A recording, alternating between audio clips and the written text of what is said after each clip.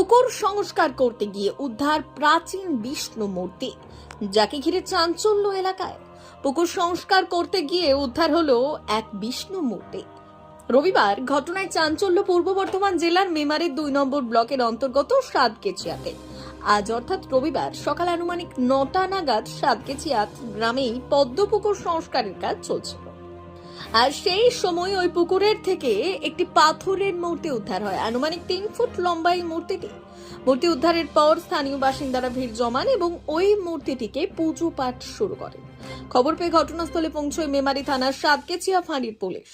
ঘটনাস্থল থেকে ওই মূর্তিটিকে উদ্ধার করে নিয়ে যায় পুলিশ। স্থানীয়দের দাবি ওই মূর্তিটিকে পুনরায় তাদের কাছে ফিরিয়ে দেওয়া হোক। ওমরা হজ যেতে চান?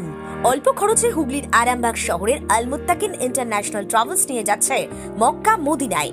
আর দেরি না করে বিস্তারিত জানতে আজই ফোন করুন 9775752587 নম্বরে।